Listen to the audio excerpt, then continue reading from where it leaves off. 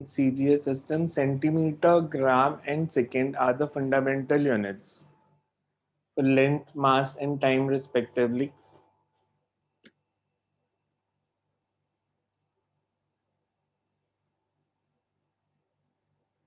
CGS system is not a rational system. CGS system is not a rational system,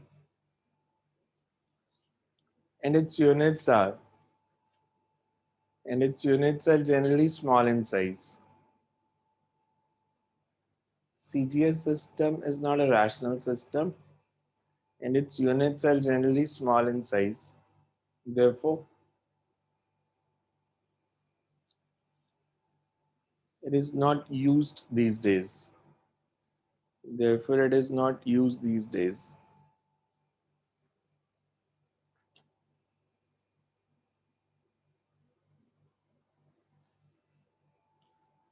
So दो main disadvantages. जैसे calorie जो है, calorie is again a CGS unit. Similarly, charges के जो unit है, that conversion makes difficult कि stat coulomb unit use करते हैं ESU. तो CGS को भी हम आजकल यूज नहीं करते, सिर्फ हमेशा स्मॉल नहीं है, इलेक्ट्रिसिटी मैग्नेटिज्म में बहुत बड़े यूनिट भी हो जाते हैं. Next is MKS. MKS is more or same as SI, सिर्फ थोड़े से एक्सटेंडेड और यूनिट्स ऐड कर. MKS और SI में यूनिट सेम ही है. So you can write MKS, meter, kilogram, and second. Meter, kilogram, and second are the fundamental units. Meter, kilogram, and second are the fundamental units for mass, length, and time, respectively. For mass, length, and time, respectively. But mass, length, and time, respectively. But this system is not in use. This system is not in use as this system is not in use as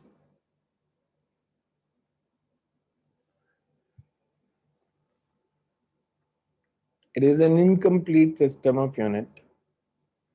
As it is an incomplete system of unit,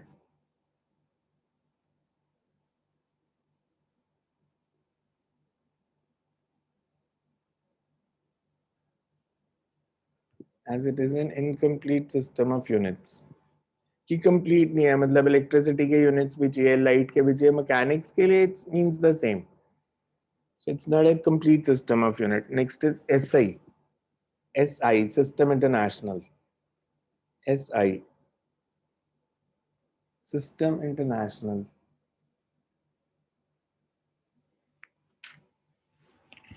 SI में हम 7 fundamental units ले लेंगे.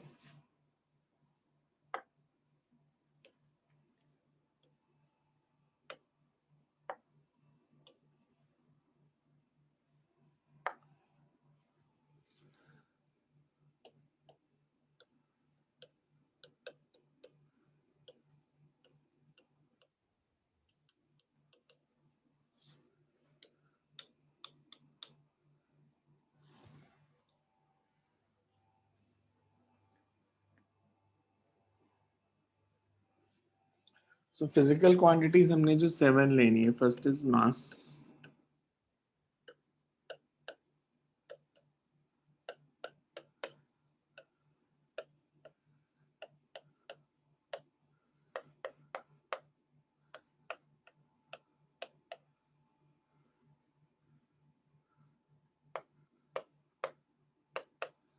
Luminous intensity.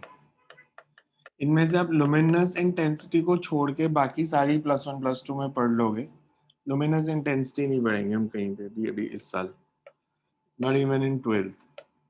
Because syllabus में थी, but syllabus change हुआ तो ये quantity remove हो गई.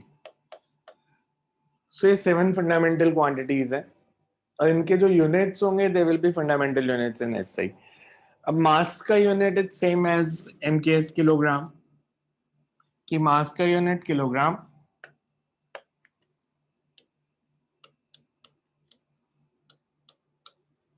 length is measured in meters, time in seconds. Current क्या है इससे unit? Current is measured in ampere. Ampere. Ampere. Temperature, Kelvin. Kelvin. luminous intensity, Candela. candela. Intensity होता क्या? General intensity का मतलब क्या होता है? Quantity of matter is mole. ये केमिस्ट्री में यूज होगा. ऊपर वाले 5 फिजिक्स में यूज होंगे. लुमिनस इंटेंसिटी हम 11 12th में यूज नहीं करेंगे. Quantity of matter mole it's used in chemistry. Intensity in general क्या होता है? बिकॉज ये ऊपर वाली टर्म्स तो सबको पता है. मास, लेंथ, टाइम, करंट भी पढ़ लिया, टेम्परेचर भी पढ़ लिया. Intensity, general intensity, I am not talking about luminous की लाइट इंटेंसिटी की हम बात कर रहे हैं. जनरल इंटेंसिटी का मतलब क्या होता है? इंटेंसिटी इज बेसिकली, हम कहते हैं heat intensity, sound intensity, intensity in general, not एक पर्टिकुलर. इंटेंसिटी इन जनरल का मतलब होता क्या? इंटेंसिटी इज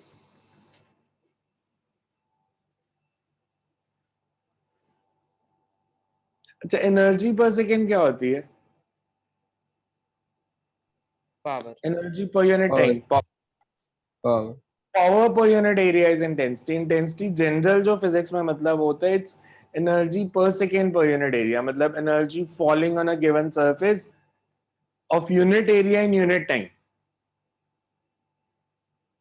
तो बट लुमिनस इंटेंसिटी हम अभी लाइट इंटेंसिटी पढ़ेंगे नहीं, यूनिट याद रखना है. Quantity of matter, quantity of matter mole पहले पढ़ा आपने 9th 10th में कहीं केमिस्ट्री में. Yes. Yes. And 1 mole of any substance means how many particles? 6.022 into 10 raised to 23. 6.3. Never get gross number of particles. इन सबको हम कहते हैं these are the fundamental units which are selected. In addition to these, हम 2 supplementary units लेते हैं.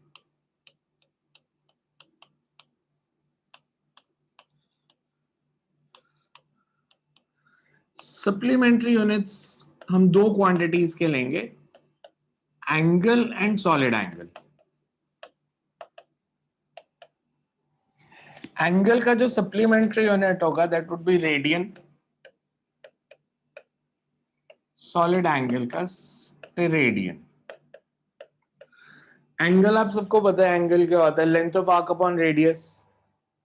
आपने पढ़ा है कि अगर मेरे पास कोई आर्क बन रहा है, say L, this is theta, this is R. So we can say that theta is equals to L by R. There's angle. Solid angle means solid angle. Solid angle हम कहते हैं 3-dimensional angle को. 2D में नहीं 3D में आ जाता है. 3-dimensional angle का मतलब क्या है? Again, this is the term जो मैं 11th 12th में सिर्फ एक जगह यूज करूंगा जब हम 12th में गॉस लॉ पढ़ेंगे. अदरवाइज सॉलिड एंगल का यूज नहीं आएगा ज्यादा. समझाने के लिए आप ऐसे समझो कि अगर ये मेरे पास एक सॉफ्टी कोन है, तो यहाँ पे जो एंगल बन रहा है ये 2D में होगा या 3D में होगा? 3D. It's a 3D. 3-dimensional angle. तो 3D. ये जो एंगल बनेगा इसको हम बोलते हैं solid angle and it's denoted by omega, जो आपने रेजिस्टेंस का सिंबल पढ़ा था. इसको अगर हम लिखते हैं length of arc upon radius, तो ये जो ऊपर सॉफ्टी आएगा तो ये वाला एरिया कौन सी शेप का होगा? टॉप सरफेस का सर्कल. अगर इसका क्रॉस सेक्शनल एरिया A है और ये डिस्टेंस R है, तो हम सॉलिड एंगल को लिखते हैं it's A by R square. Angle को अगर हम लिखते हैं length upon radius, this is area upon distance का स्क्वायर, रेडियस का स्क्वायर. सो ये 3-dimensional एंगल होता है. It's not used. और ये यूनिट तो आप 11th 12th में कहीं यूज ही नहीं करने वाले. सॉलिड एंगल का यूज करेंगे, उसके यूनिट का यूज नहीं होगा. अब इनको सप्लीमेंट्री क्यों कहते हैं? अगर ये फंडामेंटल यूनिट्स हैं, why these are called supplementary angles? यही 9 क्यों नहीं कर दिए? मतलब एंगल, सॉलिड एंगल यही क्यों नहीं ऐड किए? Why a separate category for them?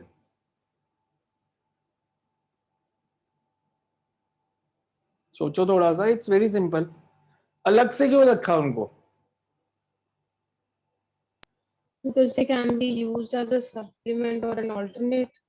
No, ये एंगल फिजिकल क्वांटिटी है या मैथमेटिकल सर ये क्वांटिटी है? फिजिकल क्वांटिटी नहीं है इसलिए. हाँ, ये मैथमेटिक्स के कंसेप्ट्स हैं.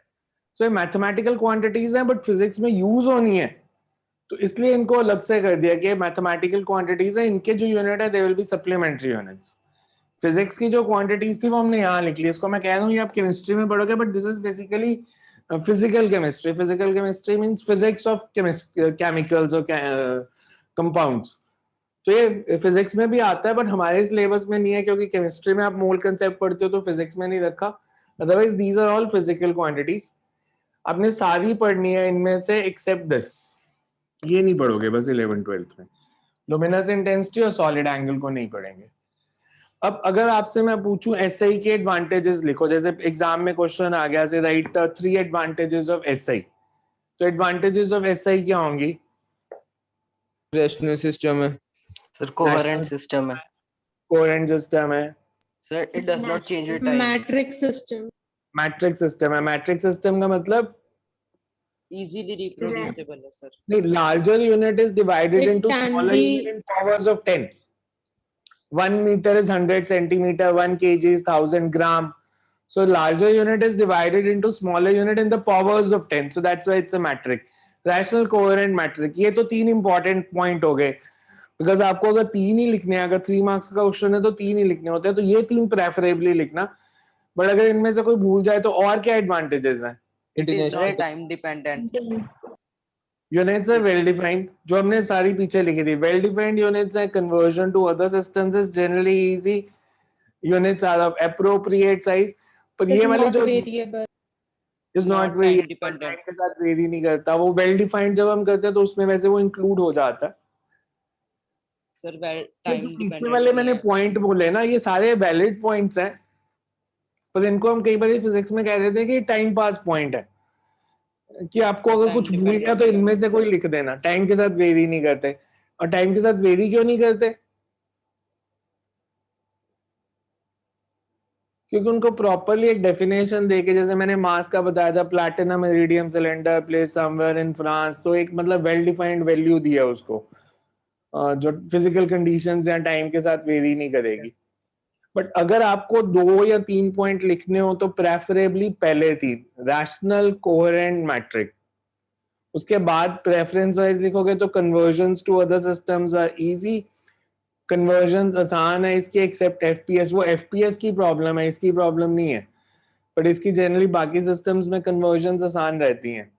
Conversions are easy, easily accessible है, वेल डिफाइंड है, टाइम के साथ वेरी नहीं करते, फिजिकल कंडीशंस के साथ वेरी नहीं करते. वो गिनती बढ़ाने के लिए आप जितने मर्जी पॉइंट लिख सकते हो, पर मेन 3 ही है इसके.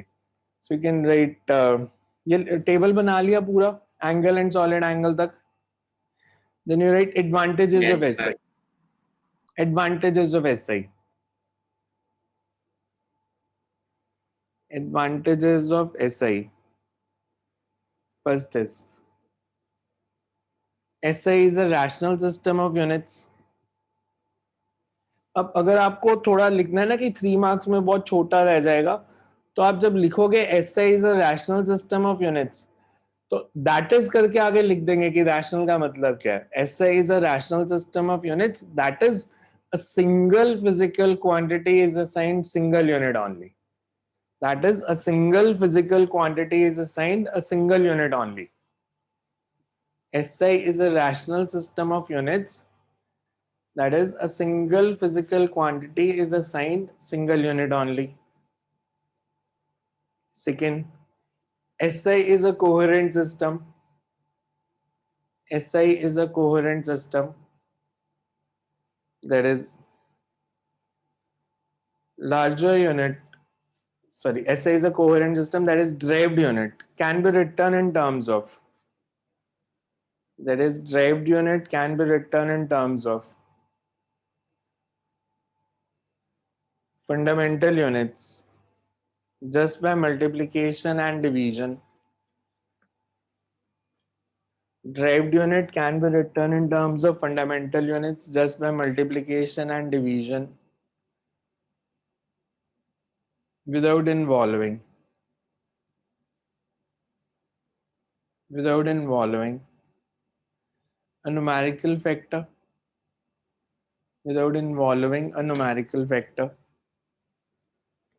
Next, SI is a metric system. That is, larger unit is divided into smaller units in the powers of 10. Larger unit is divided into smaller units in the powers of 10.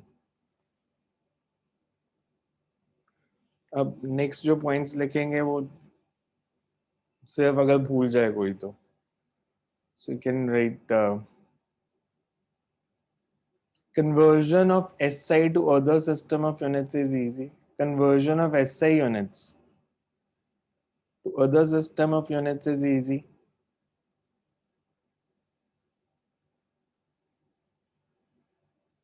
Conversion of SI to other system of units is easy. Next, its units are well defined and internationally acceptable.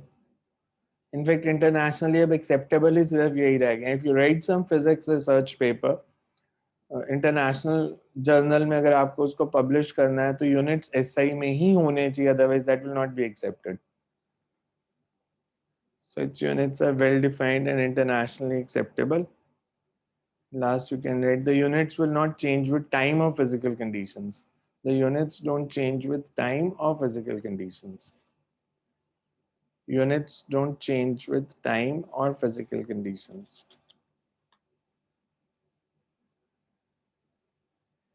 Next, right? कुछ मतलब units के बारे में पढ़ना है जो physics में ज़्यादातर यूज होते रहेंगे. Some important units in physics जो हम इस क्लास के बाद दोबारा कभी नहीं पढ़ेंगे बट अभी पढ़ लेते हैं. जैसे लाइट ईयर हम किसको बोलते हैं, किसका यूनिट है ये, किस फिजिकल क्वांटिटी का? Length, distance. डिस्टेंस का. 1 लाइट ईयर क्या होता है? 1 light year is So the distance traveled by light in vacuum in 1 year. Distance travelled by light in 1 year in vacuum. Because light की speed change होती रहेगी, different mediums में light की speed different होती है. जैसे ग्लास में light की स्पीड 1.5 टाइम्स कम हो जाती है. नॉर्मली आप लाइट की स्पीड क्या पढ़ते हो? 3 Like 3 to 10 raised to power 8 meter per second. 3 into 10 raised to power 8 meter per second, but glass के अंदर it changes to 2 into 10 raised to power 8 meter per second. So we say distance traveled by light in 1 year in vacuum, कि vacuum में उसकी जो speed है उससे निकालते हैं. वैल्यू किसी को याद है तो कितना डिस्टेंस लाइट ट्रैवल कर लेती है? इस यूनिट की जरूरत क्यों पड़ी हमें लाइट ईयर की? When you measure very large distances, अगर मैं आपसे एक सिंपल चीज पूछूं, आपने कभी पास्ट का कोई इवेंट देखा? An event which happened in say 1910 and you have seen it live with your eyes. Yes, sir. Like Stars are twinkling. stars are twinkling because जो स्टार आपको दिख रहे हैं वो आज वहां नहीं है. अगर कोई स्टार 5000 लाइट ईयर्स दूर है तो फिजिकली इसका मतलब यह है कि आपको वहां से यहां तक लाइट को आने में 5000 साल लग गए. आपको जिसकी वो पोजीशन आज नजर आ रही है वो 5000 ईयर्स पहले थी. आज वो कहाँ है वो आपको बाद में पता चलेगा. या आपने कोई स्टार टूटता देखा, स्टार विच इज से 50,000 लाइट ईयर्स अवे, एंड आपने रात को छत पे खड़े थे, आपने देखा एक स्टार टूट गया. अब अगर वो स्टार 50,000 लाइट ईयर्स दूर था तो वो स्टार टूटा और उसकी लाइट को यहाँ पहुंचने में 50,000 साल लग गए. तो वो आज नहीं टूटा था, वो 50,000 साल पहले टूटा था, आपने आज देखा है. तो इस वे में आप अपने अगर खुद को देखना चाहते हो, से आप से जब 5 साल के थे आप कैसे दिखते थे प्रैक्टिकली ग्राउंड में खेलते हुए, तो आप कैसे देख सकते हो? बिकॉज फिजिक्स के हिसाब से आप ग्राउंड में खेल रहे थे, दैट इज एन इवेंट. आपने उस इवेंट बिकॉज आप अगर मेरे को अभी देख रहे हो तो दिस इज मी और माई इमेज. आप मेरे को देख रहे हो या मेरी इमेज देख रहे हो अभी? Image. आप मेरी इमेज देख रहे हो. अब मेरी इमेज कैसे देख पा रहे हो? बिकॉज अगर मैं अभी से एक बहुत सिंपल काम करूं कि मैं मेरे रूम में जो लाइट्स ऑन है अगर मैं इनको बंद कर दूं, मेरे रूम में जो लाइट्स ऑन है मैं इनको अगर बंद कर देता हूं तो यू विल ऑब्जर्व कि आपके लिए मेरे को देखना मुश्किल हो जाएगा.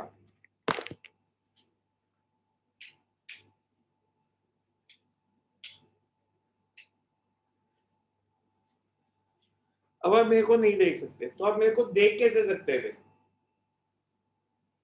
Through light. Reflection Through of light. light. Because मैं लाइट रिफ्लेक्ट कर रहा था.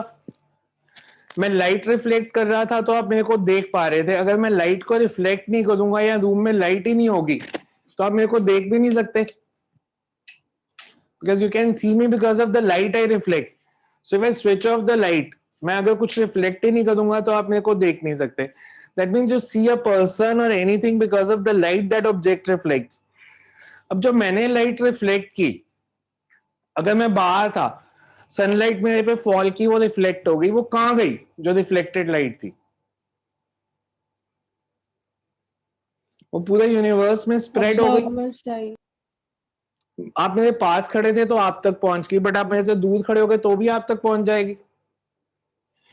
Yes, अब आप sir. मेरे से अगर बहुत दूर खड़े हो, आप मेरे को देख नहीं पाते, ये लाइट रिफ्लेक्शन की प्रॉब्लम है या आपकी आईज की प्रॉब्लम है या अर्थ के कर्वेचर की प्रॉब्लम है? बहुत सारे रीजन है ना. मान लो अर्थ है, मैंने ऐसे अर्थ बना दिया, आप इधर खड़े हो, चाहे आप इस पॉइंट पे खड़े हो अर्थ पे, तो इधर वाला इंसान तो आपको कभी देख नहीं सकता जो अर्थ के ऑपोजिट साइड है. बिकॉज आपने जो आप पे सनलाइट फॉल की थी, ऐसे इधर फॉल की, इधर रिफ्लेक्ट होगी, सारी डायरेक्शंस में चलेगी, रिफ्लेक्ट होगी, पर ये कभी भी रिफ्लेक्ट होकर इधर तो नहीं पहुंचेगी जो आप लाइट रिफ्लेक्ट कर रहे हो. ये इस तरफ ही जाएगी ना, तो आपको यहां तक ही लोग देख सकते हैं, इधर वाला भी नहीं देख सकता बिकॉज लाइट ऐसे बेंड करके तो नहीं आनी. आपने पढ़ा था light travels in straight line. तो जो आपने लाइट रिफ्लेक्ट की वो ऐसे पूरे यूनिवर्स में स्प्रेड हो गई.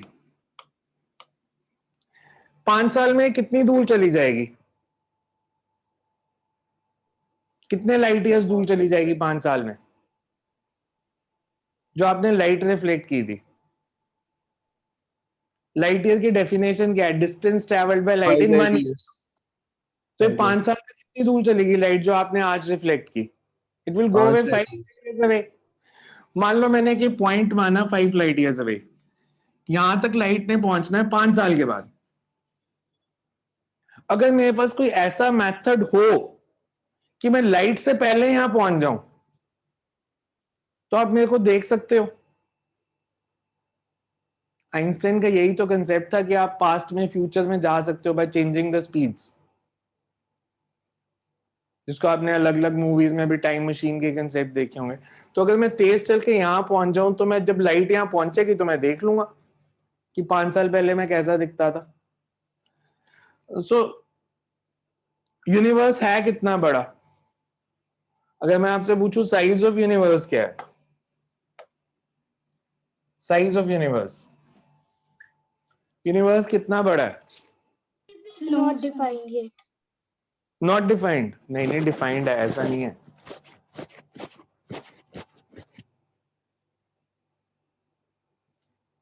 अच्छा, स्टार कितने यूनिवर्स में? हमारी अर्थ किस गैलेक्सी का पार्ट है? मिल्की वे के Milky Way. Milky Way. Sun के बाद जो अगला स्टार आता है दैट इज अल्फा सेंचुरी, से 4.5 लाइट ईयर्स अवे, अप्रोक्सीमेटली 4.26. बाकी स्टार्स और भी दूर हैं. मिल्की वे में ऐसे कितने स्टार्स और हैं? मतलब एग्जैक्ट नंबर नहीं, ऑर्डर ही होता है, सिर्फ किसी ने गिने नहीं है, order. How many stars are there in Milky Way? Sun के जैसे और कितने स्टार हैं?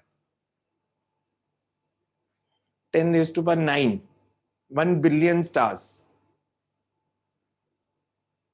और ऐसी 10⁻⁹ गैलेक्सीज और हैं। सो यूनिवर्स इतना बड़ा है। दैट्स व्हाई आइंस्टाइन सेड कि हमें यूनिवर्स के बारे में अभी तो फ्रैक्शन ऑफ नॉलेज भी नहीं है, बिकॉज हम तो अभी सोलर सिस्टम के अंदर ही घूमी जा रहे हैं। ऐसे 10⁻⁹ सोलर सिस्टम मिल्की वे के अंदर हैं, हो सकते हैं, और ऐसे 10⁻⁹ मिल्की वेज हो सकते हैं। जो यूनिवर्स का साइज हम लेते हैं that is 10⁻17 light years, sorry 17 billion light years. अब ये 17 बिलियन लाइट ईयर्स की टर्म कैसे आई? जब आपने बिग बैंग थ्योरी थोड़ी सी सुनी है, क्या थी बिग बैंग थ्योरी? यूनिवर्स की theory, steady state theory universe की। बिग बैंग थ्योरी सेज कि यूनिवर्स एक्सपैंड कर रहा है, हर चीज एक दूसरे से दूर जा रही है। स्टार्स एक दूसरे से दूर जा रहे हैं, गैलेक्सीज एक दूसरे से दूर जा रही हैं। And there is another theory which says कि ये स्टार्स जो दूर जा रहे हैं, जैसे जैसे अर्थ से दूर होते हैं, अर्थ से दूर होने के साथ इनकी स्पीड बढ़ती जा रही है। इनकी स्पीड बढ़ती जा रही है, तो जब ये 17 बिलियन लाइट ईयर्स दूर चले जाते हैं, इनकी स्पीड लाइट की स्पीड से भी ज्यादा हो जाती है, फिर ये हमें दिखना बंद हो जाते हैं। तो जब तक हमें दिख रहे हैं, हम उसको साइज ऑफ यूनिवर्स मान लेते हैं कि 17 बिलियन लाइट ईयर्स दूर तक वाले स्टार ऑब्जर्व हो सकते हैं, होंगे नहीं, मतलब प्रैक्टिकली अभी ऐसा पॉसिबल नहीं है, ऐसा थ्योरीज हैं बिकॉज जो स्टार 17 बिलियन लाइट ईयर्स दूर है, अब सोचो वहां लाइट को पहुंचने में 17 बिलियन ईयर्स लग रहे हैं। सैटेलाइट्स तो कभी पहुंच ही नहीं पाएंगे, बिकॉज सैटेलाइट की स्पीड क्या होती है? लाइट की स्पीड है 3 लाख किलोमीटर पर सेकेंड। एक सेकेंड में 3 लाख किलोमीटर लाइट कवर करती है। सैटेलाइट की स्पीड से चलते हैं, जो सैटेलाइट हम भेजते रहते हैं, चंद्रयान या मार्स मिशन जा रहे हैं, इनकी स्पीड क्या होती है? सर इनकी थाउजेंड्स में ही होती है, रफली 8 किलोमीटर पर सेकेंड की बात कर रहा हूं मैं, पर मिनट पर आवर की बात नहीं कर रहा। 8 किलोमीटर एक सेकेंड में कवर करते हैं। लाइट 3 लाख किलोमीटर कवर करती है एक सेकेंड में। लाइट को पहुंचने में 17 बिलियन ईयर्स लग जाएंगे, तो सैटेलाइट तो कभी पहुंच ही नहीं पाएगा। बट एक थ्योरी है कि 17 बिलियन दूर जब स्टार्स हो जाते हैं, उसका मतलब आगे जैसे जैसे आप फिजिक्स पढ़ोगे, you will get to know कि how they calculated the speed. हम कुछ इफेक्ट पढ़ेंगे, डॉपलर्स इफेक्ट, जैसे अगर अभी नहीं सुना डॉपलर्स इफेक्ट, सुना किसी ने? क्या होता है डॉपलर्स इफेक्ट?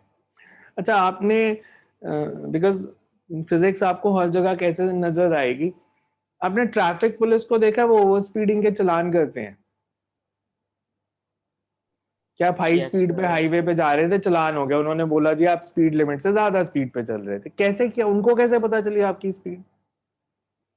सर उनके पास एक इंस्ट्रूमेंट होता है जो इंस्टेंटेनियस स्पीड मेजर कर लेता है उसी टाइम पे। वही कैसे? उनके पास एक जिसको नॉर्मल लैंग्वेज में स्पीड गन बोलते हैं। आपने मैचेस में भी देखी होगी, वो प्लेयर्स की, बॉलर्स की स्पीड बताते हैं कि स्पीड से बॉल की है। Yes sir. एक वेव जाती है, उनके पास जो गन है उसमें से एक वेव निकलेगी, आपके व्हीकल को स्ट्राइक करेगी, स्ट्राइक करके वापस आएगी, वापस उनकी गन में। तो जब वो किसी मूविंग चीज को हिट करके वापस आती है, उसकी फ्रीक्वेंसी बदल जाती है। इस कंसेप्ट को हम डॉपलर्स इफेक्ट कहते हैं कि रिलेटिव मोशन के कारण वेलोसिटी, फ्रीक्वेंसी बदल गई। तो by finding that change in frequency they can find the speed. उनके पास तो सब कुछ इनबिल्ट है, मतलब एक कंप्यूटराइज्ड डिवाइस है जिसके अंदर, बिकॉज ट्रैफिक पुलिस वालों से आप ये एक्सपेक्ट नहीं कर सकते कि by finding the change in frequency they can find the speed.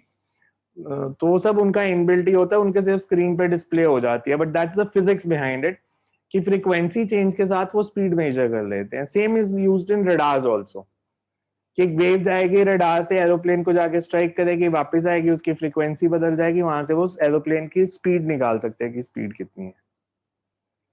Similarly अर्थ को अगर हम रेस्ट पे माने, तो स्टार्स जब दूर जाते हैं तो उन्होंने जो लाइट एमिट की उसकी फ्रीक्वेंसी बदलती है। तो by measuring the frequency of light coming from the stars, they measure कि वो किस स्पीड से मूव कर रहे होंगे। इसको हम बोलते हैं रेड शिफ्ट ऑफ गैलेक्सी, उससे मेजर करते हैं। बट बेसिक कंसेप्ट ये है कि वो इतना बड़ा यूनिवर्स है कि हम उसके बारे में जज नहीं कर सकते, तो इसलिए लाइट ईयर एक हमने बड़ा यूनिट सेलेक्ट किया टू मेजर द डिस्टेंसेस। अच्छा, अगर आपने अब एक जनरल नॉलेज का क्वेश्चन, फिजिक्स में काम नहीं बट लाइफ में काम आ सकता है।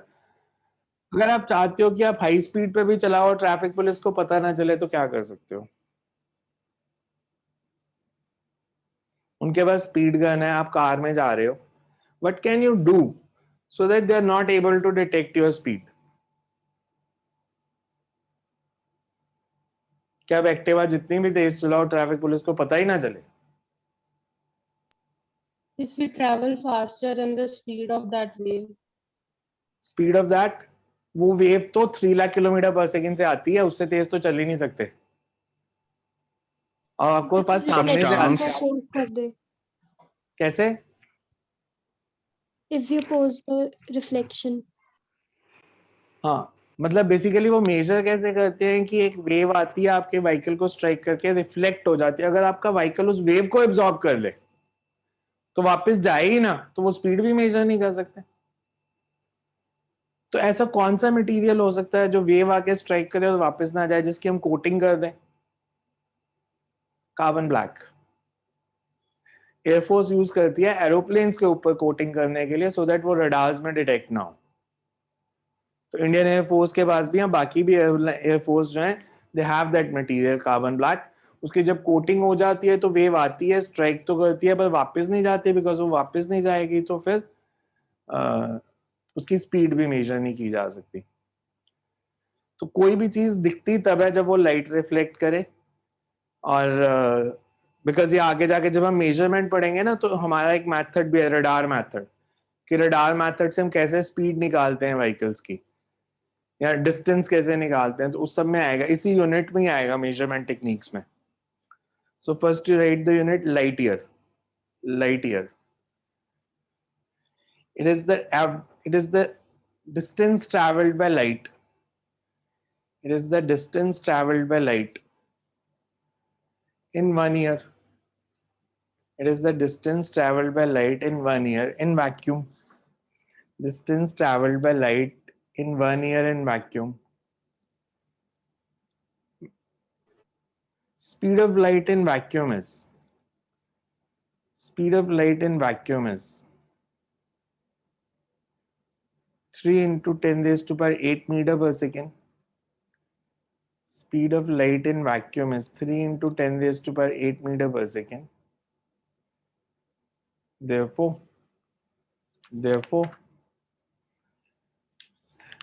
1 light year is 1 light year किसके इक्वल हो जाएगा?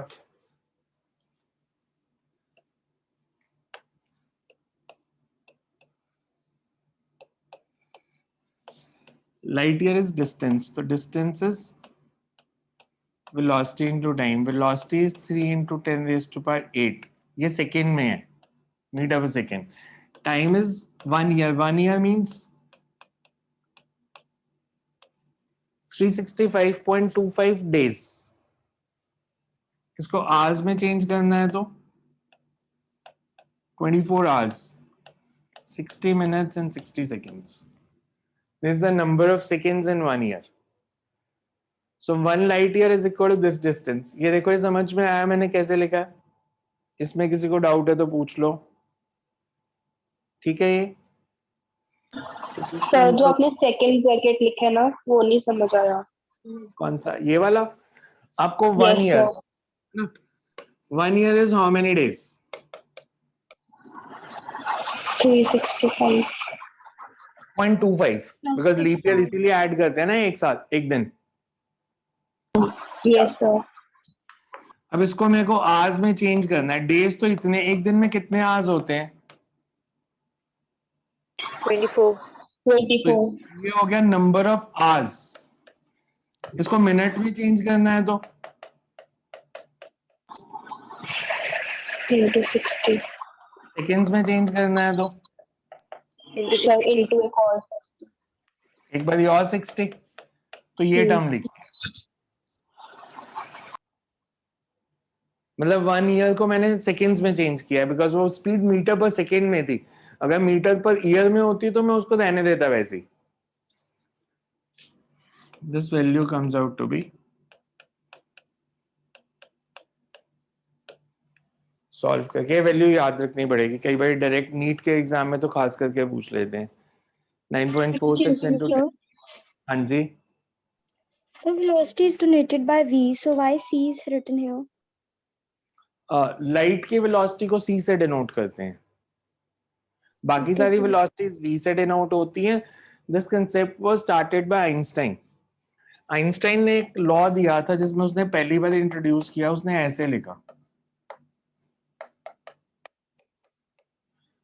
उसने कहा कि अगर कोई बॉडी रेस्ट पे है, अगर उसका मास m0 है, अगर वो स्पीड v से मूव करेगी तो उसका मास m हो जाएगा. बेसिकली उसने कहा कि आपका मास बदलता है आपकी स्पीड के साथ. But these laws are applicable when speed is in excess of 2 lakh kilometre per second. Daily life के लॉज नहीं है ये. आइंस्टाइन का ये जो कंसेप्ट है कि मास चेंज हो जाएगा स्पीड के साथ, ये तभी होगा जब आपकी speed 2 lakh kilometre per second से ज्यादा होगी. सर तो फिर मास बढ़ेगा या कम होगा? आप देखो, आप ये फॉर्मूला देखो. अगर v बढ़ेगा तो न्यूमरेटर बढ़ेगा, कम हो जाएगा. कम कम होगा. हो जाएगा. कम हो जाएगा. कम हो न्यूमरेटर तो m0 है, mass at rest. Denominator v बढ़ेगा तो डिनोमिनेटर. कम होगा. तो ये वाली क्वांटिटी तो कांस्टेंट है, ये तो चेंज नहीं होगी. रेस्ट मास है ये, और ये कम हो रहा है तो मास बढ़ रहा है. बढ़ेगा. ज्यादा हो जाएगा. बढ़ेगा. इसी फॉर्मूला से वो फॉर्मूला निकला था जिसको आप पढ़ते हो, E is equal to delta mc square, mass energy equivalence. वो इसी फॉर्मूले का कंसेप्ट है. इस फॉर्मूले का आइंस्टाइन को कुछ नुकसान भी हुआ था. इस फॉर्मूले का कुछ नुकसान हुआ हो आइंस्टाइन को. सर ये रियल लाइफ में ज्यादा एप्लीकेबल नहीं है. रियल लाइफ में ज्यादा एप्लीकेबल नहीं है, मतलब सारे एटॉमिक रिएक्टर इसी पे बेस्ड हैं. जितने न्यूक्लियर रिएक्टर लगते हैं they are based on this concept only. तो एनर्जी प्रोडक्शन जो होती है न्यूक्लियर रिएक्टर के through, that is through this mass energy equivalence. Chemistry में बहुत सारे रिएक्शंस में एनर्जी रिलीज आप इसी से निकालते हो. तो it's an important concept nuclear physics का. मैं पूछ रहा हूँ आइंस्टाइन को इसका कुछ नुकसान हुआ था Yes, sir. क्या? न्यूक्लियर बॉम्ब बन सकते थे इससे.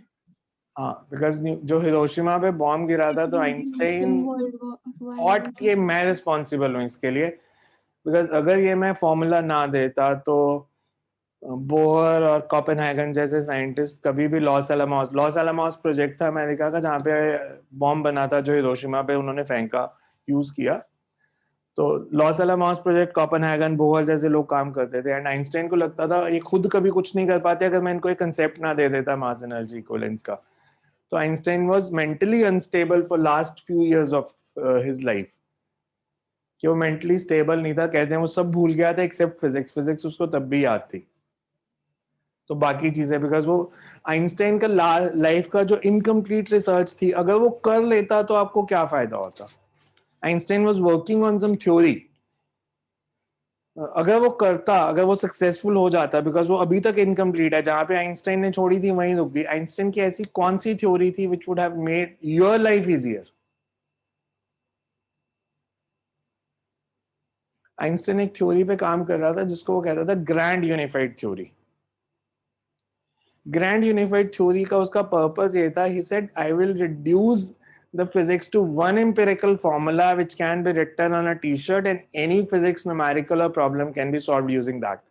उसने कहा कि इतने सारे फॉर्मूलाज और थ्योरीज की जरूरत नहीं है, मैं एक ऐसा फॉर्मूला बना दूंगा और इतना छोटा होगा कि उसको आप टी शर्ट पे लिख सकते हो एंड उस पे आप फिर फिजिक्स की कोई भी प्रॉब्लम उसे एक फॉर्मूला से ही सॉल्व कर लेना. तो उसकी ग्रैंड यूनिफाइड थ्योरी. अभी फिजिक्स में हम 4 तरह की फोर्सेस पढ़ते हैं. इलेक्ट्रोमैग्नेटिक फोर्स एक है, न्यूक्लियर दूसरी है, वीक फोर्स है और ग्रेविटेशनल फोर्स है. उसने कहा मैं इन चारों को कंबाइन करके सिंगल एक कंसेप्ट बना दूंगा, सब कुछ उसी से हो जाएगा. बट वो कर नहीं पाया उसको कंप्लीट. सो नेक्स्ट यूनिट, ये तो एक पहला यूनिट हो गया. आपने पहले से भी शायद पढ़ रखा था इसको Next you write parallatic second, parsec.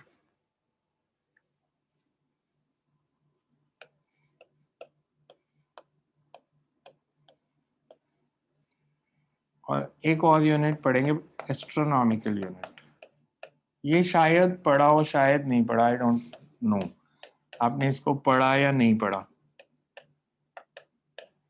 AU को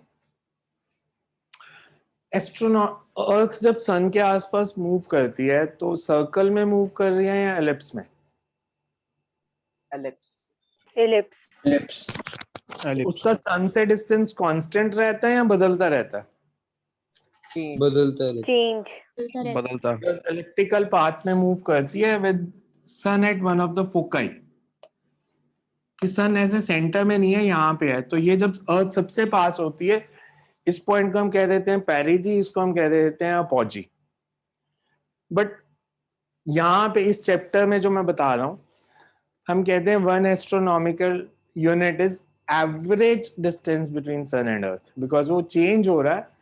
तो जो एवरेज डिस्टेंस है हम उसको कह देते हैं that's one astronomical unit. One astronomical unit की वैल्यू आपको याद रखनी है, सिर्फ याद रखनी है। One astronomical unit is 1.496 into 10⁻11। अर्थ और सन के बीच में एवरेज डिस्टेंस है जो चेंज होता रहेगा डेली बेसिस पे, बिकॉज अर्थ मूव कर रही है। Parsec is important. पार्सेक होता है कि अगर अर्थ से वो डिस्टेंस जहां पे एक आर्क जिसकी लेंथ 1 एस्ट्रोनॉमिकल यूनिट है, यहाँ पे जो एंगल सबटेंड करे दैट इज 1 सेकेंड। तो ये जो डिस्टेंस होगा this will be called parsec. Define कैसे करेंगे? Parsec at that distance where an arc of length 1 astronomical unit subtends an angle of 1 second. 1 second means how many degrees और radians? Conversions आती हैं angles की या नहीं आती? Sir no. नहीं सर आती। नो। ओके, मैं अभी बता देता हूं। एंगल की जो हम कन्वर्जन्स करते हैं, इसे 1 डिग्री इज 60 मिनट्स, इसको 60 मिनट्स बोलते हैं। 1 minute is 60 seconds. Same time वाली कन्वर्जन कर रहा हूं मैं, बट एंगल के लिए यूज होती है। 1 degree is 60 minutes, 1 minute is 60 seconds. 180 degree ये शायद पढ़ी हो। 180 डिग्री को हम पाई रेडियंस भी लिखते हैं। ये पढ़ा या नहीं पढ़ा कि 90 Yes, degree pi bye 2? Yes, sir. Yes. Yes, ये ना 90 डिग्री पाई बाय 2, तो 1 डिग्री कितने रेडियन हो गया?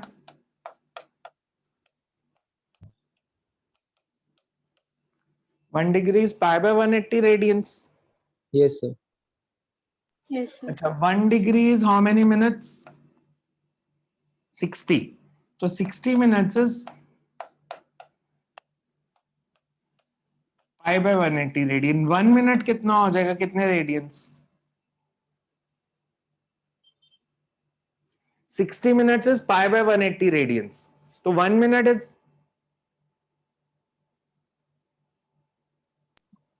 सर ये आपने 1 by डिग्री को 3 60 मिनट्स कैसे लिखा? ये तो मैथ्स की कन्वर्जन्स हैं, ये याद रखनी पड़ेगी, इसमें मैं कुछ कर नहीं सकता। इट्स नॉट जिसका कोई रीजन होता है, मतलब 1 मिनट में 60 सेकेंड्स के होते हैं, इसका रीजन थोड़ी, ये तो आपको याद रखना पड़ेगा ना। ये तो फैक्ट्स हैं जो याद रखने हैं ना। तो मैं इसको चैलेंज कर सकता हूँ, ना इसको चेंज कर सकता हूँ, ना इसका लॉजिक बता सकता हूँ कि उन्होंने ऐसे ही क्यों किया, या 180 डिग्री पाई रेडियन ही क्यों होता है।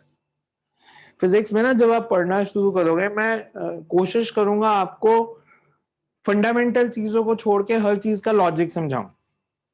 समझ तब आएगा जब आप डाउट्स पूछोगे, इसलिए पूछो बेशक, तो कुछ चीजों में को बोलना पड़ेगा कि याद रखना पड़ेगा। अब जैसे बहुत सिंपल सी चीज है, अगर मैं बोलूं कि ये पेन को मैंने नीचे गिराया, इसको छोड़ दिया, तो ये नीचे गिरेगा। क्यों? Gravitation. ग्रेविटेशन। ग्रेविटेशनल फोर्स, ठीक है, आपने पढ़ा, ठीक है, ग्रेविटेशनल फोर्स है और फॉर्मूला भी पढ़ लिया से Gm1m2/r², Newton's law of gravitation. Similarly charges में भी सिमिलर फॉर्मूला आ जाएगा, पॉजिटिव पॉजिटिव रिपेल करेंगे, पॉजिटिव नेगेटिव अट्रैक्ट करेंगे। मेरा यहाँ पे पॉइंट ये है, हमें ये पता है दो मासेस अट्रैक्ट करते हैं और उनका फॉर्मूला भी पता है Gm1m2/r²।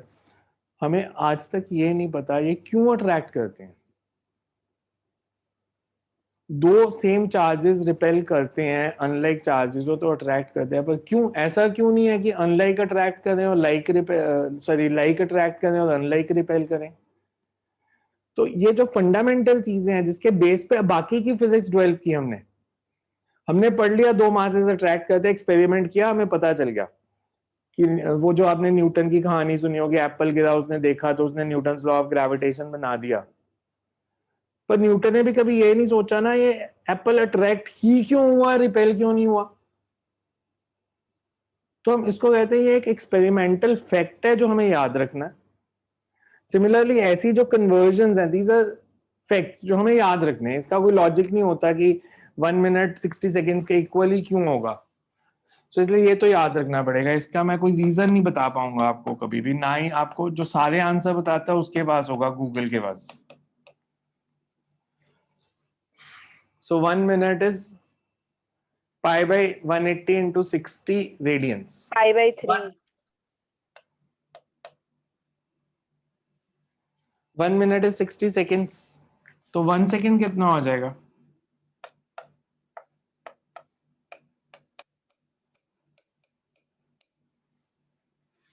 पार्सेक को मैंने ऐसे डिफाइन किया कि अगर ये एंगल 1 सेकेंड है और ये डिस्टेंस 1 एस्ट्रोनॉमिकल यूनिट है, तो फिर ये जो लेंथ होगी दिस इज 1 पार्सेक। तो 1 पार्सेक को डिफाइन करते हैं where an arc of length 1 astronomical units subtends an angle of 1 second. अब रिलेशन क्या था इन दोनों में, ये L मान लूं, ये R सर मान ये लूं, एंगल वाला कंसेप्ट एक बार रिपीट कर दो कि कैसे डिराइव कैसे किया आपने। ये वाला, हाँ जी। ये कन्वर्जन पता है फर्स्ट स्टेप? नहीं सर। ये फिर याद रखो, मतलब angle degrees is not an SI unit. हमने अभी पढ़ा कि एसआई यूनिट रेडियन है। तो जो आप एंगल लेते हो ना 180 डिग्री, बेसिकली उसको अगर हमने रेडियंस में लिखना है तो that is pi radians. 90 degrees π/2, 45 degrees π/4। तो फिजिक्स में रेडियंस में एंगल लेने होते हैं। तो रेडियन में अगर मैं एंगल लिखूं तो 180 डिग्री जो है वो पाई रेडियन के इक्वल है। ये आपको कन्वर्जन याद रखनी पड़ेगी। देयर इज अ कन्वर्जन जैसे आपने कोई भी फिजिक्स में कन्वर्जन पढ़ी है कि 1 kg is 1000 ग्राम्स, तो उसका कोई रीजन थोड़ी है कि 1000 ग्राम्स ही क्यों रखा, उसको 500 ग्राम्स क्यों नहीं रखा। तो उन्होंने कन्वर्जन सिस्टम बनाया हुआ है। तो ऐसी 180 डिग्री पाई रेडियंस, 1 डिग्री कितना हो जाएगा, 180 से डिवाइड कर देंगे, 1 डिग्री 60 मिनट्स। सर ये जो आपने 1 डिग्री इज इक्वल टू 60 के ऊपर वो सर हाइफन सी लगाई सर, वो उसके क्या डिनोट कर रही है? सिंबल होता है, सिंगल हाई जो ऐसे मैंने डाला दिस मींस मिनट, 2 डाल दूं तो सेकंड। ये सिंबल्स हैं इनके। मतलब एंगल की बारी जब मिनट लिखना है तो मैं इसको ऐसे नहीं लिख सकता, हम इसको ऐसे ही लिखते हैं, this means minute, because time के लिए लिखते हैं ना मिनट, तो ये एंगल के लिए लिख रहे हैं तो इसके लिए लब टर्मिनोलॉजी यूज होती है। तो आपको ये 3 चीजें तो याद रखनी है और इनके बेस पे मैंने कन्वर्जन किया। देखो आ रही है समझ या डाउट है किसी को? सर ये फिर 1 डिग्री 60 मिनट्स के इक्वल कैसे हुआ? मेरे को क्या पता कैसे हुआ यार, मैंने थोड़ी ये कन्वर्जन बनाई है। मैं वही तो आपसे बोल रहा हूँ, जो कन्वर्जन्स हैं उनको आप चैलेंज नहीं कर सकते। आप कन्वर्जन्स को चैलेंज नहीं कर सकते, जो बेसिक चीज फंडामेंटल यूनिट्स की कन्वर्जन्स हमने की हुई हैं, this can not be challenge. ये बेसिकली एक जो सिस्टम इंटरनेशनल है तो उससे भी पहले किया, सिस्टम इंटरनेशनल तो बहुत बाद में आया। तो एक कन्वर्जन साइंटिस्ट ने अपने यूज के लिए बनाई कि लार्जर यूनिट को स्मॉलर यूनिट में डिवाइड किया। तो उन्होंने जब डिवाइड किया तो उन्होंने टाइम वाली टर्मिनोलॉजी ले ली कि 1 डिग्री को फर्दर 60 पार्ट्स में डिवाइड कर दिया और एक पार्ट को 1 मिनट कह दिया। उसमें मैं कुछ नहीं कर सकता, किसी के पास कोई रीजन नहीं है कि 60 में क्यों किया, 70 में क्यों नहीं किया, तो उसका कोई रीजन नहीं है। ये मैं इसीलिए कह रहा हूँ ये चीजें तो याद रखनी पड़ेंगी। इसका कोई रीजन नहीं होता कि 180 डिग्री पाई रेडियन ही क्यों है। तो इनकी ना तो कहीं पर डेरिवेशन होती है, ना इसका कोई रीजन होता है, चल रही है ऐसी टर्मिनोलॉजीज, तो इसको ऐसे ही याद रखना है आपने। सर और ये एस्ट्रोनॉमिकल यूनिट जो आपने लिया ये आर्क की लेंथ मेजर करने के लिए होता है, ये आपने 1 AU is equal to L। Astronomical unit तो है average distance between earth and sun. Parsec को डिफाइन करने के लिए एस्ट्रोनॉमिकल यूनिट को यूज किया है कि अगर हम एक आर्क बनाते हैं 1 एस्ट्रोनॉमिकल यूनिट का, तो यहाँ पे अगर 1 सेकंड का एंगल सबटेंड होगा तो फिर ये जो डिस्टेंस है ये पार्सेक होगा। हमें बिकॉज बड़े बड़े यूनिट चाहिए थे तो हमने लाइट ईयर से भी बड़ा यूनिट बना लिया पार्सेक। जब इसकी कन्वर्जन करेंगे यू विल सी कि लाइट ईयर से भी ज्यादा डिस्टेंस आएगा। तो इसकी डेफिनेशन ये होती है कि parsec is that distance where a length of arc 1 astronomical unit subtends an angle of 1 second। अब इन चीजों पे ज्यादा कंफ्यूज होने की जरूरत नहीं है, ये चीजें तो याद रखने वाली हैं। जब फिजिक्स शुरू होगी फिजिक्स के लॉजिक्स पूछना है, तो मैथ्स के कन्वर्जन हैं और मैथ्स वालों को भी नहीं पता होगी कि ऐसे ही क्यों डिवाइड किया है। सो you can right next astronomical unit. हाँ जी, So why astronomical units are not having units like kilometer? Metres में आएगी ना इसकी वैल्यू। ये देखो ये एस्ट्रोनॉमिकल यूनिट की तो वैल्यू लिखी है। Okay, sir. Average distance between earth and sun यही होता है 1.496 into 10 raised by 11 meter।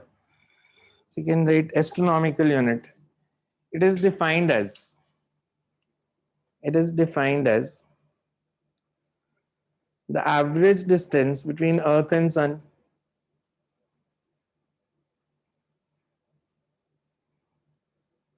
and generally used to measure the distance of planets.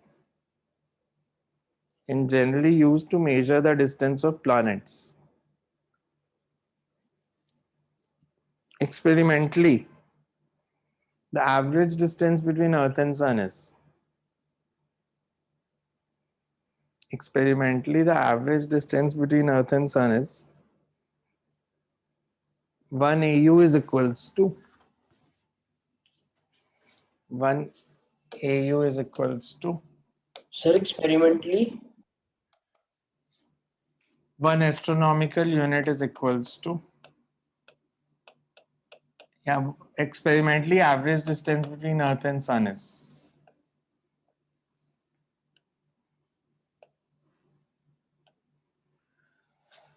1.496 into 10 raised to by 11 meter. Next is parsec.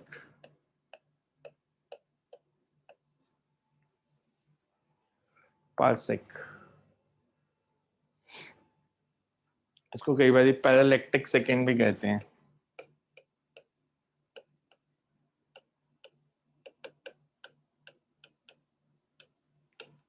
Parallactic second, 1 parsec. 1 parsec is the largest unit of distance. 1 parsec is the largest unit of distance, and it is defined as the distance at which an arc of length, and it is defined as the Can you distance. please repeat? It is the largest unit of distance, and it is defined as the distance at which, and it is defined as the distance at which an arc of length 1 astronomical unit subtends an angle of 1 second of arc, subtends an angle of 1 second of arc.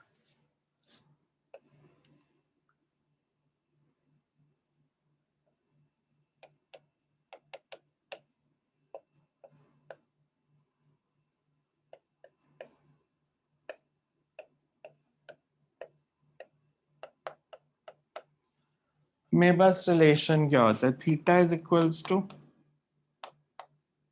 L by R. R is this distance. तो R is L by theta. L कितना है?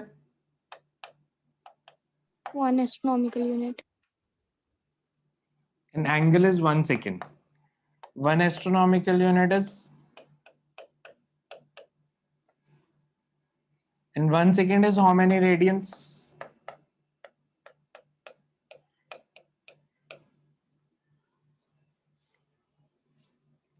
R comes out to be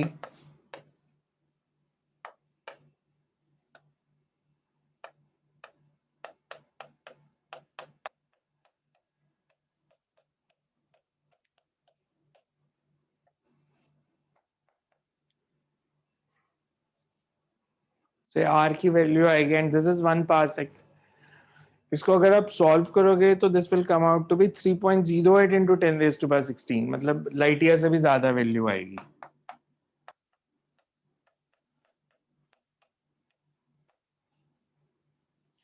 This is 1 parsec.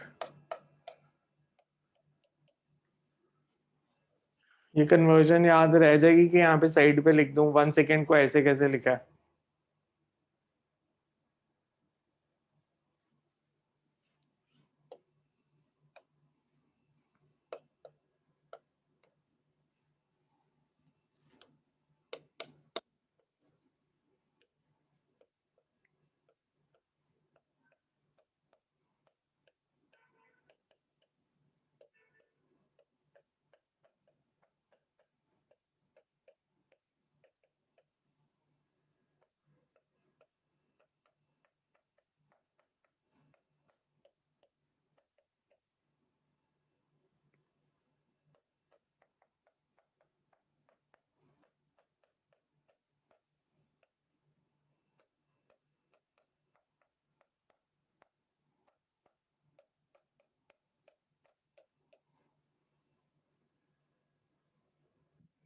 This is not exactly physics, but फिर भी आपको रट्टा नहीं मारना, आपको पता होना चाहिए कन्वर्जन में कैसे लिख रहा हूँ कि 1 सेकेंड को मैंने ऐसे क्यों लिख दिया.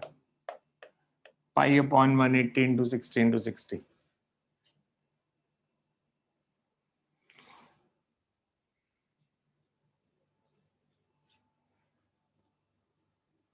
Next you write. And 1 parsec is also 3.26 light years. This question was asked in NEET once.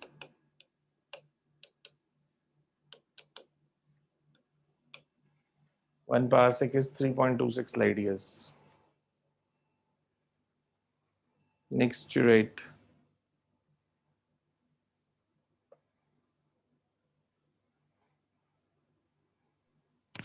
Sir, Yes, it's sir. 3.26 or 326? 3.26 light years. Okay, sir. Next you write Chandrasekhar limit. Chandrasekhar limit और bracket में लिख लो CSL. CSL तीनों capital. CSL. Chandrasekhar limit. Sir It ये is the large. अलग चीज है कोई कि ये क्या पार्सर चीज? सर ये चंद्रशेखर लिमिट अलग से हेडिंग बनाएंगे अलग से मतलब ये तीनों तो डिस्टेंस के यूनिट है ना. Chandrashekhar limit is the unit for mass. CSL, Chandrasekhar limit. It is the largest unit of mass. It is the largest unit of mass and is used in astronomy. It is the largest unit of mass and is used in astronomy.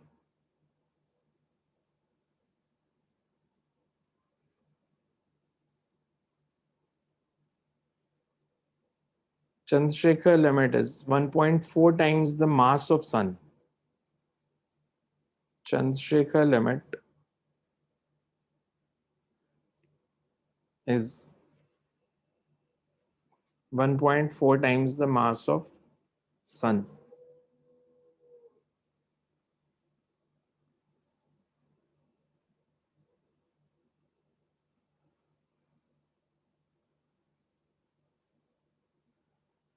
Next, right.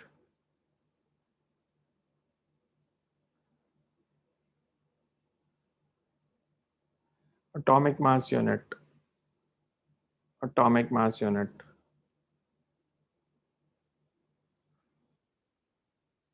Atomic mass unit क्या होता है? It is the average relative mass of an atom of an element as compared to C12 atom. अपने atomic mass unit की ये definition पढ़ी है? It's 1/12 the mass of one carbon atom. So you can write atomic mass unit AMU. It is 1/12 the mass of one carbon atom. It is 1/12 the mass of one carbon atom.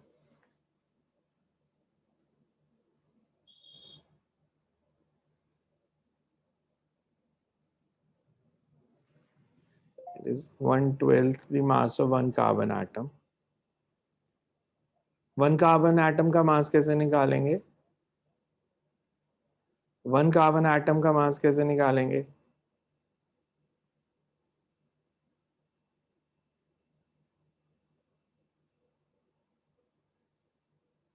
कुछ idea? One carbon atom मोल concept अगर आप अभी कह रहे थे हमने मोल पढ़ा है तो mass of Avogadro's number of carbon particle क्या होता है?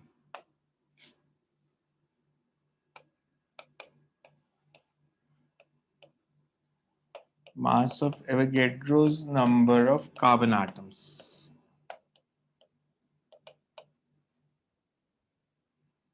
किसको पता? Avogadro's number of carbon atoms का mass 12U. 12 क्या? U. यूनिट? और 12U तो एक का मास होता है. डेफिनेशन से देखो मैंने क्या बोला, 1/12 the mass of one carbon atom is 1U. तो carbon atom is 12U. Avogadro's number of carbon particles का मास होता है 12 gram. Mass of one carbon atom कितना हो जाएगा ग्राम्स में? Avogadro's नंबर का मास था 12 ग्राम, तो एक का कितना हो जाएगा? इसको किससे डिवाइड करूं? 6.02 to 10. 6.02 10 square 23. 6.0 है ना? ये ग्राम्स में मास आ गया मेरे पास एक कार्बन एटम का. 1 AMU is 1/12 the mass of carbon atom. मतलब यही बचा सिर्फ. This is value of AMU.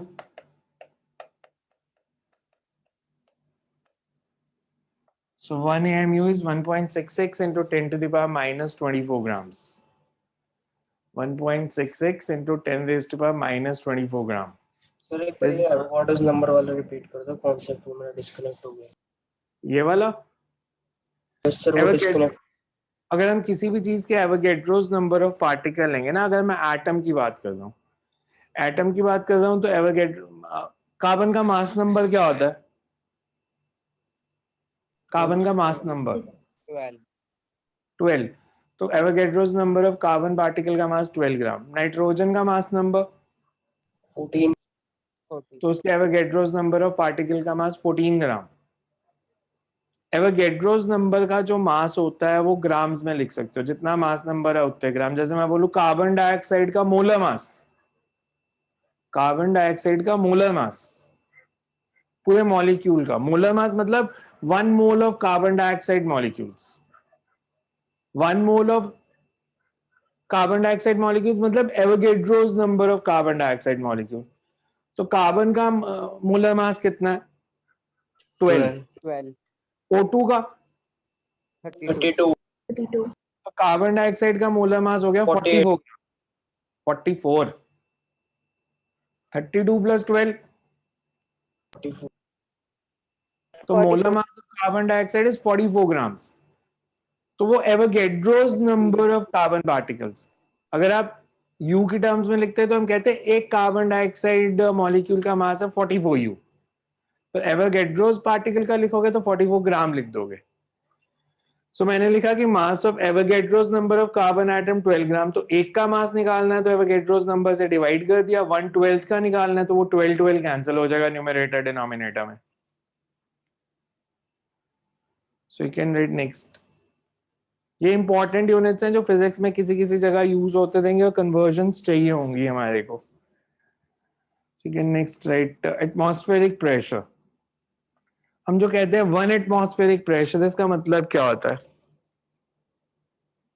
1 atmospheric pressure is, अच्छा एटमॉस्फेयर कितना प्रेशर लगाते हैं किसी को पता है? किसी यूनिट में भी, किसी यूनिट में भी 76 mm of mercury. 76 mm of mercury. अब प्रेशर का यूनिट mm तो नहीं होता ना,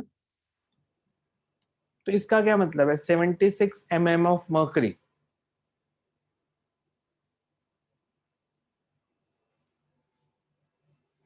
मेरे पास समझो ऐसे कैसे निकाला, मतलब ये mm ऑफ मर्करी क्यों लिखा उन्होंने? मान लेते हैं मेरे पास ऐसे एक कंटेनर है,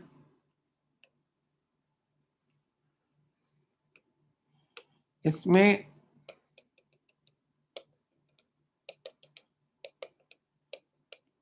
ऐसे 76 सेंटीमीटर तक मर्करी फिल्ड है। 76 सेंटीमीटर मर्करी इसमें फिल्ड है। मैं आपसे पूछूं कि इसके बेस पे कितना प्रेशर लगा? प्रेशर क्या होता है? Pressure is Force per unit area. Amount of force exerted. Force upon area. इसमें फोर्स कौन सी लग रही है यहाँ पे? एरिया तो ये हो गया बेस का एरिया, फोर्स कौन सी लग रही है?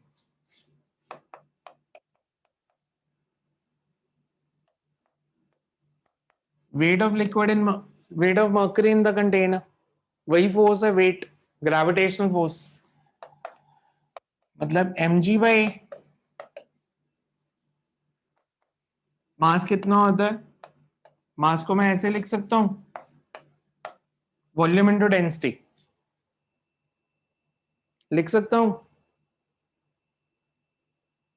डेंसिटी का फॉर्मूला क्या पढ़ा था? मास और वॉल्यूम। तो मास क्या हो जाएगा? Volume into density. पहले मैंने लिखा force is weight, weight is mg, mg को मैंने लिख दिया v rho g। इस कंटेनर का मर्करी का वॉल्यूम है कितना? ये वॉल्यूम कितना है? सिलेंडर का वॉल्यूम क्या होता है? IR square. तो पाई आर स्क्वायर इसमें क्या है? एरिया। तो मैं वॉल्यूम को ऐसे लिख सकता हूं ना, एरिया इनटू हाइट। अगर मैं सब्स्टिट्यूट कर दूं यहाँ पे area into height into rho g by A, तो ये आ गया एच रो जी। जब आप कहते हो atmospheric pressure is 76 centimetre of mercury, 76 centimetre of mercury मतलब सिर्फ एच की वैल्यू बताइए। अगर आपको प्रेशर निकालना है तो आपको उसको डेंसिटी और जी से मल्टीप्लाई करना पड़ेगा, तब एसआई यूनिट में प्रेशर आएगा। जो हम कह देते हैं atmospheric pressure is 76 centimetre of mercury, इसका मतलब होता है कि एटमॉस्फेयर उतना ही प्रेशर लगा रहा है जितना 76 सेंटीमीटर मर्करी ने लगाना था।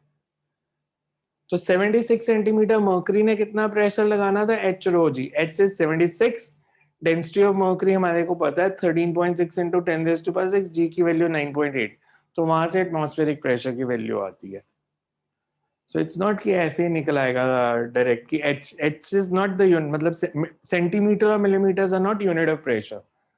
सो you can write atmospheric pressure, it is the pressure exerted, it is the pressure exerted by atmosphere at any point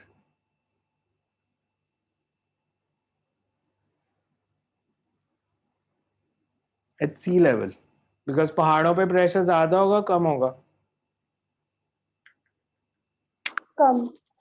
come. Because क्यों कम होगा पहाड़ों पे? लेयर्स ऑफ एटमॉस्फेयर उधर डिक्रीज कर जाएंगे। लेयर्स ऑफ एटमॉस्फेयर कम होती है, हमारे ऊपर जो एयर है वो कम होती जा रही है। सर डेफिनेशन रिपीट कर दो atmospheric pressure. Atmospheric pressure is the pressure exerted by atmosphere at any point on earth at sea level. Mathematically,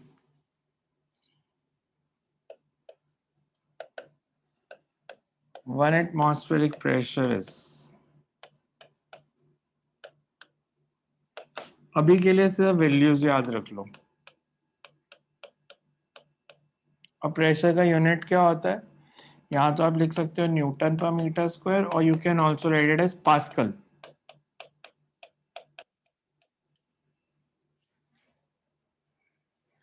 और ये वैल्यू यहीं से आई है, ये अभी नहीं चाहिए आपको, मैंने सिर्फ समझाने के लिए बताया। H की वैल्यू 76 सेंटीमीटर मतलब 0.76 मीटर, डेंसिटी और जी पुट कर देंगे तो ये आंसर आ जाएगा। मतलब इसको सॉल्व करके, तो क्योंकि अभी आपने डेंसिटी ऑफ मर्करी वगैरह नहीं पढ़ी तो इसलिए मैं इसमें नहीं जा रहा कि कैसे आया, तो इसको सॉल्व करके वैल्यू आती है।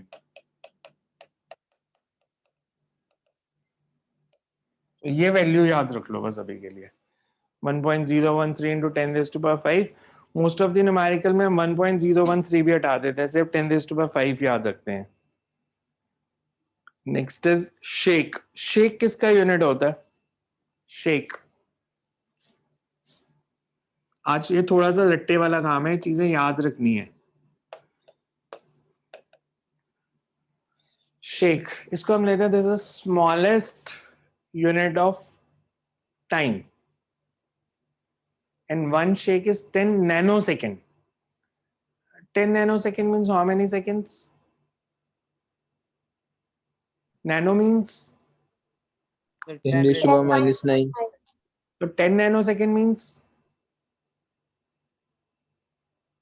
10 raised to power 10 to the power minus 8. So you can write shake. It is the smallest unit of time. It is the smallest unit of time. It is the smallest unit of time, and one shake is. Again, आप में से मेरे से कोई पूछेगा कि इसकी यही वैल्यू क्यों है, तो I have no reason. ये आपको याद ही रखनी है, इसका कोई रीजन नहीं है मेरे पास कि वन शेक की यही वैल्यू क्यों ली है।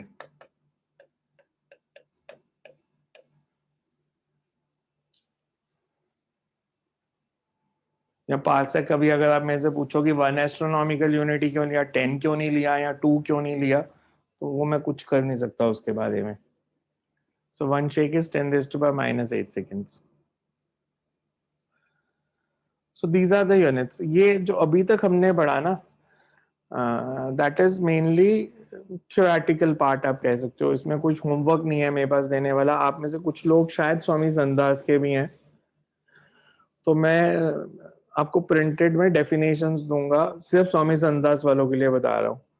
1 किलोग्राम की डेफिनेशन, 1 मीटर की डेफिनेशन, 1 सेकेंड की डेफिनेशन, स्वामी संदास वालों को वो रटनी है, बाकी किसी स्कूल ने नहीं करनी, बिकॉज इनके स्कूल में रट्टे वाला काम थोड़ा बहुत आता रहता है, तो आपके स्कूल में वो डेफिनेशंस पूछ लेते हैं कई बारी। बाकी स्कूल्स वाले उसको इग्नोर कर सकते हो वो डेफिनेशंस को, कि 1 मीटर की डेफिनेशन क्या होती है, 1 सेकेंड की क्या होती है, या 1 एम्पियर की क्या होती है। You don't have to remember all that. अब जो हमारा कल से पार्ट शुरू होगा, फिर आपको होमवर्क मिलना शुरू हो जाएगा। हम जो भी करेंगे, मतलब कल तो सिर्फ टेबल याद करने के लिए, मैं एक टेबल बनाएंगे उसको याद करने के लिए बोलूंगा, बट उसकी फिर एप्लीकेशन शुरू होंगी। हम उसको बोलते हैं dimensional analysis, how to use dimensional analysis. मतलब उसमें हम डायमेंशंस निकालेंगे, जैसे मतलब हर फिजिकल क्वांटिटी को मास, लेंथ और टाइम की टर्म्स में लिखने की कोशिश करेंगे ज्यादातर क्वांटिटीज को। कि जैसे स्पीड है, स्पीड का फॉर्मूला क्या पढ़ा आपने? Distance upon time. Distance upon time, ठीक है। इसको मैं लिख देता हूँ, डिस्टेंस इज बेसिकली लेंथ और ये टाइम। इसमें मास इन्वॉल्व नहीं है। स्पीड को अगर डिफाइन करना है तो हम इसको ऐसे लिखते हैं, देखो मैं इसको ऐसे लिख सकता था, L ओवर T को ऐसे भी, because anything raise to power 0 is 1. तो मैं m रेज टू पावर 0 लिखूं या ना लिखूं, इट मींस कि ये सिर्फ L1T-1 है, ठीक है। अब इनमें पहले हम इसको डिफाइन कैसे करेंगे। ये जो 0, 1 और -1 है, इनको हम बोलते हैं these are dimensions of mass, length and time to represent speed. 0, 1 और -1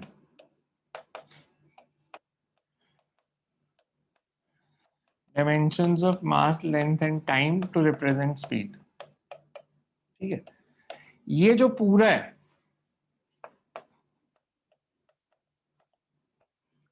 इसको हम बोलते हैं this is dimensional formula for speed. मैं इसको कल दोबारा बताऊंगा बट अभी थोड़ा सा से बेसिक समझ लो. स्पीड का डायमेंशनल फॉर्मूला. और अगर मैं ऐसे लिखता हूं कि स्पीड इज इक्वल्स टू,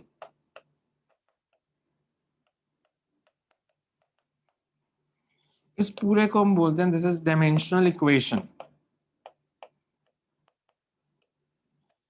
तो ऐसे हमें फिजिक्स में जितनी भी क्वांटिटीज पूरे साल में पढ़नी है सबके डायमेंशनल फॉर्मूला निकालने हैं. चाहे वो क्वांटिटी आपने 9th 10th में पढ़ी है चाहे नहीं पढ़ी, हमने सबका डायमेंशनल फॉर्मूला निकालना है.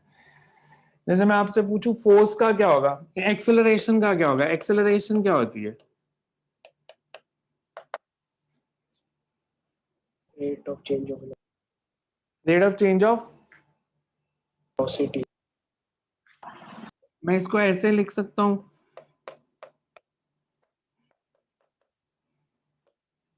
बेसिकली ये फॉर्मूला होता है change in velocity upon time. अब वेलोसिटी और टाइम ये डायमेंशनली एक ही बात है या डायमेंशनली भी अलग अलग है? जैसे स्पीड का लिखा मैंने डिस्टेंस ओवर टाइम, इसकी जगह अगर वेलोसिटी लिखता तो मैं क्या लिखता? Displacement upon time.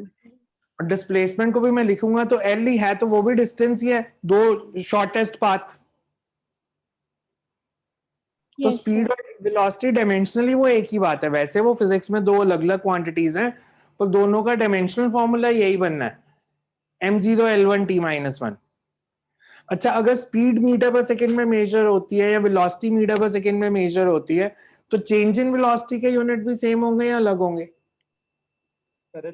Same Same होगा. तो एक्सेलरेशन बेसिकली होती तो है change in velocity upon time, पर चेंज इन वेलोसिटी और स्पीड इसका डायमेंशनल फॉर्मूला सेम है. तो फिर इसका फॉर्मूला क्या बना पूरा? स्पीड का तो ये लिख दिया मैंने m0 l1 t-1 upon time, तो क्या बन गया? अब मैं आपसे पूछूं, मेरे को एक्सेलरेशन के डायमेंशंस बताओ, तो एक्सेलरेशन के डायमेंशंस क्या हैं? Sir, 0, 1 and 0, -2. 1 and -2. 1 and -2 for mass, length and time respectively. Dimensional formula क्या है? m0 l1 t-2. Dimensional equation क्या है? Acceleration is equal to m0 l1 t-2. तो हम इजी क्वांटिटी से शुरू करते हैं, फिर आप क्या पूछो दोबारा. अरे आपने जो ब्रैकेट में डाला है ये डालनी जरूरी. हाँ, ये डायमेंशनल फॉर्मूला. और अगर मैं फिजिकल क्वांटिटी और डायमेंशनल फॉर्मूला को इक्वेट कर दूं तो ये डायमेंशनल इक्वेशन, ये डायमेंशनल फॉर्मूला, ये पूरी डायमेंशनल इक्वेशन. सर मैं पूछ रहा हूँ ये ब्रैकेट्स डालनी जरूरी. हाँ, साइन कन्वेंशन है ये. मतलब ऐसा नहीं है आपने नई ब्रैकेट डाल ली तो गलत हो जाएगा. बोर्ड गलत नहीं करेगा, स्कूल टीचर गलत करेंगे कि ब्रैकेट क्यों नहीं डाली. ऐसा कोई रूल नहीं है कि ब्रैकेट डालनी जरूरी है, ऐसा भी रूल नहीं है कि m0 लिखना जरूरी है. मैं सिर्फ ऐसे भी लिख सकता था, मैं इसको ऐसे भी लिख सकता हूँ, मैं इसको ऐसे भी लिख सकता हूँ, मैं कर्व ब्रैकेट भी डाल सकता हूँ, मतलब तो एक ही है. तो स्कूल टीचर्स नंबर काट लेते हैं इस चीज के भी कि m0 क्यों नहीं लिखा साथ में, तो लिख देना इसलिए स्कूल में. So अब why you एक have written delta in front of speed and time? Acceleration क्या होती है? Change in velocity upon time या velocity upon time? So change. Change in velocity upon time. Change in और change in velocity. Velocity और velocity का dimensional formula तो same ही होगा. अगर velocity metre per Yes, second में sir. मेजर होती है तो चेंज इन वेलोसिटी भी मीटर पर सेकंड में ही मेजर होगी. मतलब अब सिंपल देखो, अगर मान लो मेरे पास L1 है, L1 इज से 5 मीटर, L2 इज 10 मीटर, तो चेंज इन लेंथ ये कितनी होगी? 5 meter. 5 meter. 5 meter. ये यूनिट तो नहीं बदला ना, यूनिट तो मीटर ही रहा, ना ही डायमेंशंस Yes, sir. बदले.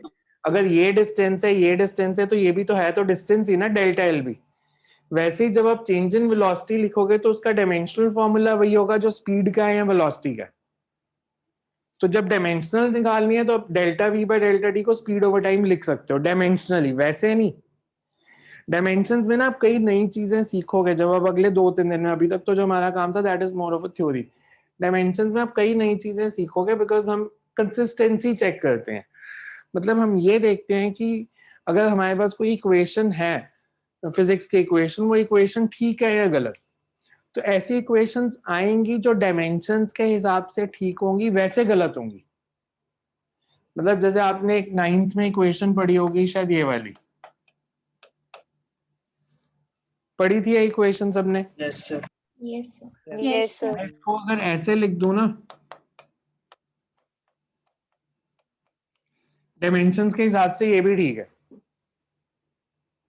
हम इसको प्रूव करेंगे कि डायमेंशनली ठीक क्यों है। डायमेंशंस के हिसाब से ये इक्वेशन ठीक है बिकॉज डायमेंशंस में प्लस माइनस का कोई रोल नहीं होता, कांस्टेंट्स का कोई रोल नहीं होता। तो कांस्टेंट्स कौन से थे? 3, 2 और 5। प्लस की जगह माइनस लगा दिया। इसका मतलब ये हुआ कि अगर मेरे पास कोई इक्वेशन डायमेंशनली ठीक है, इसका मतलब ये नहीं होगा कि उससे न्यूमेरिकल्स भी ठीक आएंगे। मतलब इस यूनिट में हम जिन इक्वेशंस को प्रूव कर देंगे कि वो डायमेंशंस के हिसाब से ठीक है, उससे न्यूमेरिकल्स नहीं निकालने, हो सकता है न्यूमेरिकली वो गलत ही हो इक्वेशन। जैसे स्पीड और वेलोसिटी, डायमेंशनली तो इन दोनों का डायमेंशनल फॉर्मूला सेम है, पर वैसे तो ये अलग अलग क्वांटिटीज है ना। या जैसे प्रेशर और स्ट्रेस, स्ट्रेस भी फोर्स ओवर एरिया होता है, प्रेशर भी फोर्स ओवर एरिया होता है। तो दोनों में फर्क क्या है फिर? जैसे मैं आपको मान लो जब फिजिक्स शुरू हो जाएगी, हमारा सिलेबस शुरू हो जाएगा काइनेमैटिक्स टाइप होमवर्क देने वाला, अगर मैं आपको एक दिन में 100 न्यूमेरिकल दे देता हूं करने के लिए, तो मैंने आप पे मेंटल स्ट्रेस डाला या मेंटल प्रेशर डाला? Pressure. Pressure. फर्क क्या है दोनों में, स्ट्रेस और प्रेशर में? हम बोलते थे ये मेंटली स्ट्रेस्ड है या प्रेशर है, तो ये स्ट्रेस और प्रेशर में फर्क क्या होता है? सर प्रेशर थोड़ा Stress कम है, खुद स्ट्रेस लेते हैं थोड़ा और प्रेशर ज्यादा दूसरा दिखता है। देता है। प्रेशर सर प्रेशर थोड़ा कम लेवल पे होता है, पर जो अच्छा, स्ट्रेस है प्रेशर वो कम ज्यादा लेवल पे होता है, स्ट्रेस ज्यादा लेवल पे होता है, ऐसा कुछ नहीं है। स्ट्रेस प्रेशर के कारण ही होता है। स्ट्रेस हम खुद लेते हैं, प्रेशर कोई और देता है। अच्छा, स्ट्रेस हम खुद लेते हैं, प्रेशर कोई और। तो होमवर्क तो मैंने दिया, तो उसके कारण दिया तो मैंने है, स्ट्रेस आपको हो रहा है, तो मतलब आप अपने से ले रहे हो इसलिए स्ट्रेस है। और मैं कहूंगा कि मैं प्रेशर डाल रहा हूँ, आप कहोगे नहीं मैं प्रेशर नहीं है मेरे पे स्ट्रेस है। ऐसा नहीं है, फिजिक्स में हर चीज वेल डिफाइंड होती है। स्ट्रेस सॉलिड्स में होता है, प्रेशर फ्लूइड्स में होता है।